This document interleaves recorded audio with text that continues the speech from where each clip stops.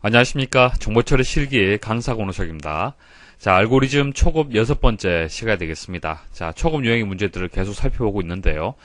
초급 유형의 문제들은 실제 기출되기는 어렵습니다. 하지만은 초급 유형을 통해서 알고리즘과 순서도에 대한 개념을 이해를 하고요. 기출 문제를 풀이할 수 있는 준비를 하는 그런 단계가 되는 겁니다. 그래서 초급은 이제 앞으로 한 몇 개 강의가 더 남았고요. 그래서 곧 이제 초급 유형의 강의는 이제 마무리가 될 겁니다.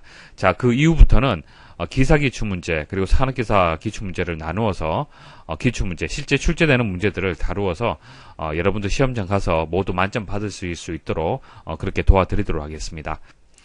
자, 이번에도 재밌는 문제 하나 가지고 왔습니다. 한번 보십시오. 1, 2, 4, 7, 11. 자, 각 항의 값이 자, 이런 식으로 나열되어 있는 숫자의 합을 구하는 문제가 되겠습니다. 우리가 합계를 구할 때는 각 항의 변수들이 가지는 규칙, 그리고 합을 구하는 규칙, 자, 그것을 구해서 순서도로 만들었습니다. 그래서 보통 i는 i 플러스 1, 자, sum은 sum 플러스 i, 이런 식으로 해서 변수의 규칙을 이끌어내고요. 순서도를 만들었어요. 그래서 각 항에 이제 값이 1씩 증가되더라 라고 했을 때는 i는 i 플러스 1이다 그렇게 얘기를 했었습니다.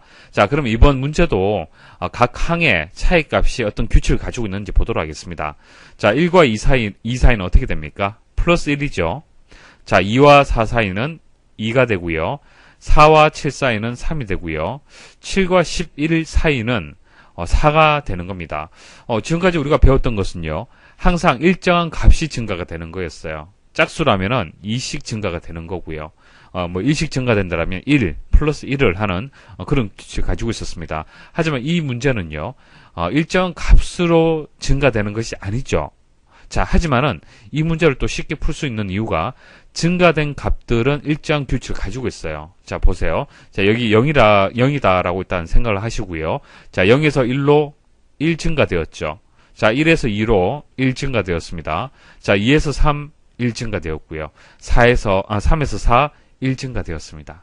이렇게 해서, 자, 위쪽에 이 증가치에 대한 변수를 또 하나 만들어주면 되는 거예요. 기존의 방식에서, 변수를 하나 더 추가를 해서 규칙을 만들어주시면 되는 겁니다. 그래서 이 문제를 이번 시간에 중점적으로 설명을 드리겠습니다. 자, 목차는요, 금방 말씀드렸던 숫자, 이제 합계 구하도록 하고요. 그 다음, 덧셈과 뺄셈이 교차되는 부분. 자, 이것은 스위칭 변수나 모두 함수 이용하면 될 거고요. 자, 1 더하기 3 더하기 6 더하기 10 더하기 15. 자, 이것은 어떻게 풀이하는지 또 말씀드리도록 하겠습니다. 자, 이거 덧셈과 뺄셈이 교차되는 부분. 자, 항상 덧셈과 뺄셈이 교차될 때는 스위칭 변수라든지 모두 함수 이용하면 쉽게 구할 수가 있죠. 자, 그리고 숫자가 좀 특이하게 나열이 되어 있습니다. 자, 근데 이거 보시기에는 어려운 것 같지만 어려운 문제 아닙니다. 왜냐하면은, 자, 괄호를 한번 계산을 해 보십시오. 계산을 해 보시면은, 자, 이런 숫자들이 나열된 거잖아요. 그죠? 자, 위에 있는 문제하고 다를 게 없습니다. 물론 부호가 조금 차이가 나서 그렇지, 일단 규칙, 순서대로 만드는 규칙, 핵심이 되는 부분들은 바뀌지 않습니다.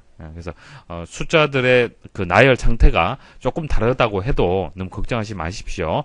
기존의 어떤 패턴들을 그대로 가지고 있을 겁니다. 그것을 찾아주시면 되는 거예요. 문제 보도록 하겠습니다. 1 더하기 2 더하기 4 더하기 7 더하기 11 이런 식으로 해서 10번째 항까지 합계를 구하는 순서도를 작성하는 문제가 되겠습니다.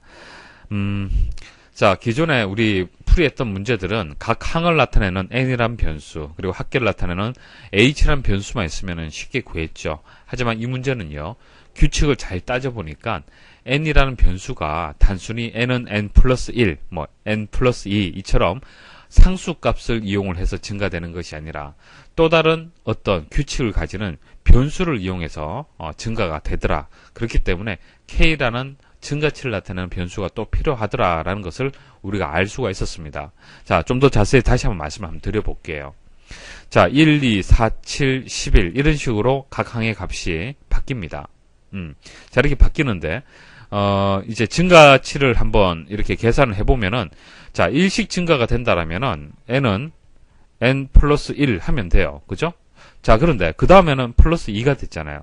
그 다음에 플러스 3이 되고 그 다음에 플러스 4가 되었습니다. 그렇기 때문에 매번 바뀌기 때문에 이것을 규칙이라고 둘 수가 없어요.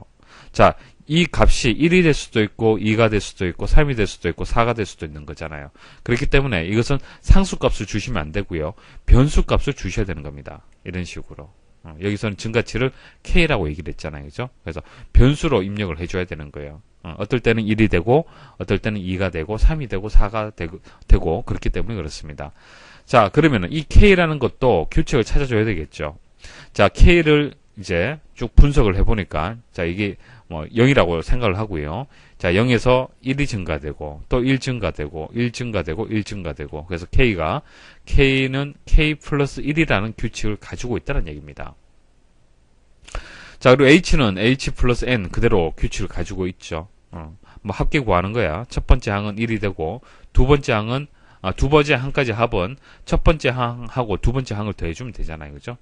그리고 세 번째 항은 지금까지 구한 합에다가 세 번째 항을 누적해주면 되는 겁니다. 그래서 뭐 합을 구하는 어떤 처리문은 바뀌지 않는데 각 항을 나타내는 n이라는 변수의 규칙이 더해주는 값이 상수값이 아니라 상수란 것은 정해진 값을 얘기를 하는 겁니다. 1이나 2 이런 값들을 상수라고 얘기를 하죠. 상수값이 아니라 변수들란 얘기입니다. 그렇기 때문에 이 변수는 항상 규칙을 또 찾아줘야 되는 거예요. 그래서 그 변수가 K는 K 플러스 1이라는 처리 규칙을 가지고 있다는 얘기입니다. 자, 그래서 각각의 처리문을 일단 이렇게 이끌어내실 수가 있어야 됩니다. 자, 그리고 또 하나 10번째 항까지의 합계를 구하라고 얘기를 했잖아요. 자, 반복 구조 들어가 줘야겠죠? 반복이 돼야 됩니다. 반복 구조는요, 보통 뭐 n을 이용을 한다라면은, 10번째 항이라면은, 이런 식으로 만들었어요. 맞습니까? n을 1씩 증가시키면서, 여기에 반복할 내용을 여기다 넣었었죠. 그래서, 1씩 증가시켜서 계속 반복시키면서, n이 10보다 작으냐라고 조금 판단했었습니다. 자, 물론, 이런 구조들은 바뀔 수 있습니다. 부등호의 방향이라든지 숫자가 꼭 10이 아닐 수도 있죠. 하지만 일반적으로, 10번째 항이라면 이렇게 반복 구조를 만들었었습니다. 자, 근데 이 문제, n을 이용할 수 있습니까? n은 일씩 상수값으로 증가되는 것이 아니라 K값으로 증가를 하잖아요. 그죠? 그렇기 때문에 n을 이용을 해서 딱 10번만 반복시키기가 어려워요. 숫자들이 나열된 구조를 보시면 아시겠지만은 어렵습니다. 그렇기 때문에 여기서는 n을 이용하지 않고요. 우리가 예측하기 편한 K라는 변수를 이용하는 것이 더 쉽습니다. 그래서 K는 일씩 증가되잖아요. 그죠? 상수값을 이용해서 증가되기 때문에 K라는 변수를 이용을 해서 자, 여기도 K, 여기도 K 이런 식으로 해서 반복 구조를 만들어 주시면 됩니다. 자, 그런데 여기서 10이 맞을까요? 10이 맞겠습니까? 10이 아닙니다. 왜냐면은 자, K가 여기 0값을 가지는 이 위치가 뭐예요? 이게 0번째 위치 맞습니까? 자, 이것은 첫 번째 항의 위치가 되는 거예요. 자, 첫 번째 항의 위치가 0이고요. 그러면은 10번째 항의 위치는 K 값은 얼마가 될까요? 0에서 시작이 되었기 때문에 9가 되는 거예요. 그래서 K는 9값을 가질 때까지 반복을 해줘야 됩니다. 그렇기 때문에 10이 아니고요. 9라고 입력하는 것이 맞을 겁니다. 자, 이렇게 애매한 부분들은 디버깅 하면 구할 수가 있는 거예요. 디버깅 하면 쉽게 찾을 수가 있습니다. 자, 뭐 지금 설명드렸던 내용을 자세하게 한번 정리를 한 거고요. 자, 순서도 보도록 하겠습니다. 초기화는 K는 0, N은 1, H는 1로 초기화를 했습니다. 뭐예요? 이게 첫 번째 항이죠. 첫 번째 항에 값이 1이 되고 첫 번째 항까지 합이 얼마예요? 1이죠. 자, 그런데 증가치는 여기서부터 1이잖아요. 이 부분은 0이 되는 겁니다. 그래서 K는 0, N은 1, 그리고 H 합은 1로 초기화를 했습니다. 이것은 0번째 항이 아니라 첫 번째 항이에요. 그죠? 항이 되는 겁니다. 자, 이것을 잘 이해를 하셔야 돼요.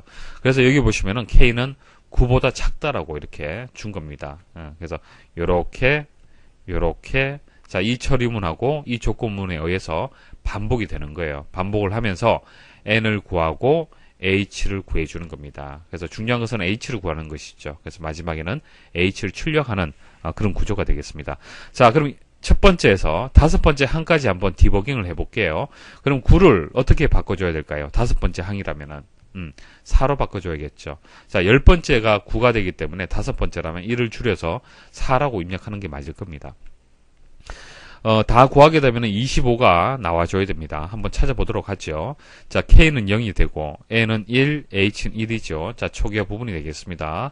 자, 반복되는 것은 초기화 다음부터 반복을 하는 거예요. 자, 이것은 입력이 되고, 자, 출력이 되고, 처리 부분이죠. 자, 그 다음 K는 1 증가되고요. N은 이제 K만큼 증가가 됩니다. 자, H는 N만큼 증가가 또 되죠. 자, K가 4보다 작으냐? K가 현재 1입니다. 그래서 yes가 되고요. 자, 이렇게 해서 계속 반복을 하죠. 그럼 이렇게, 자, 진행이 될 겁니다. 자, 이렇게 진행이 되고요. 자, H가 이제 25라는 값을 여기서 만들어내게 될 거고, 그리고 K는 4가 되기 때문에 K가 4보다 작으냐라는 조건을 만족하지 않죠. 만일 여러분들이 이거 5라고 잘못 입력을 했다라면 어떻게 될까요? 한 번 더 반복이 되면서 H 값은 더 증가가 될 겁니다. 근데 우리가 원하는 것은 딱 여기까지죠. 자, 이 값이 출력이 되도록 하려면은 여기서 노로 분기가 되어야 되는 겁니다. 그래서 여기서 H가 출력되면은 최종 값인 25가 출력이 되는 겁니다. 항상 변수는요, 하나의 값밖에 가질 수가 없습니다. 처음에 H값이 1이고, 그 다음 3이잖아요. 그러면은 이전 1값은 없어지는 거예요. 계속, 이렇게 지워져 나가면서 제일 마지막에 저장된 값이 출력이 되는 겁니다.